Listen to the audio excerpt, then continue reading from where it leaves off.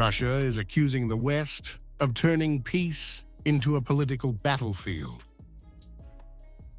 Foreign Minister Sergey Lavrov claims the US peace plan for Ukraine is being deliberately leaked and distorted by European leaders to sabotage President Trump's initiative before it even reaches Moscow officially.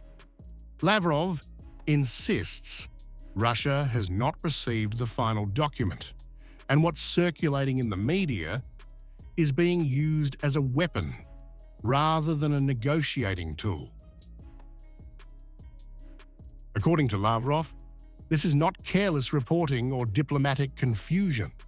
He says it is a coordinated information operation designed to weaken Trump, inflame public opinion, and destroy any momentum for negotiations. He accuses European politicians of replacing diplomacy with megaphone politics to block any peace that does not fit their agenda. So far, we have not received from American colleagues the version that the mass media are speculating about. Those who engage in such megaphone diplomacy pursue far from laudable goals. They want to undermine Donald Trump's efforts. They deliberately leaked this plan to inflate hype in the media space, and those who guide this hype do not particularly hide their intentions. They want to reinterpret this plan in their own way and undermine this process. Lavrov names European leaders as part of what he calls an anti-peace axis. He accuses France and Germany of losing any right to mediate after what he calls their betrayal of the Minsk and Istanbul agreements.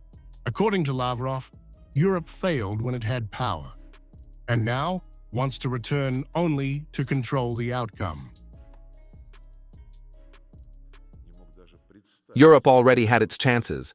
They guaranteed the Minsk agreements and then later admitted they never intended to implement them.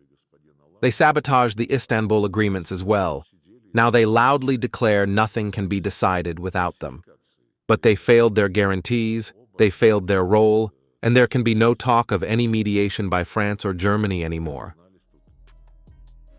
Europe is pushing back.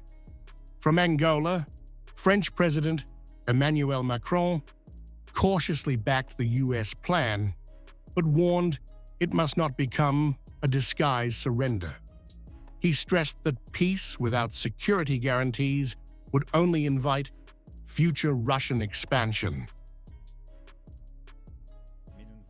We want peace, but we do not want a peace that is essentially a capitulation, meaning one that puts Ukraine in an impossible situation, that gives Russia complete freedom to continue advancing further, including towards other Europeans, and endangering the security of us all. The plan proposed by the United States is a step in the right direction, but there are elements that must be discussed, negotiated, and improved. Germany hardened its tone even further. Chancellor Friedrich Merz warned that peace cannot be dictated by major powers and must involve Ukraine and Europe directly. He also reminded President Trump of broken Russian commitments in the past. An end to this war can only be achieved with the unconditional consent of Ukraine. Wars cannot be ended by major powers over the heads of the countries affected.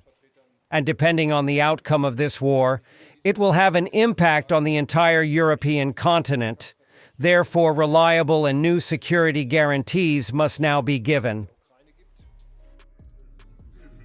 Meanwhile, European Union leaders in Luanda are trying to assert their role. They welcomed the Geneva talks, but warned that Europe will not accept being sidelined on sanctions, security guarantees, or Ukraine's military future. They insist that Ukraine's sovereignty and territory are non-negotiable.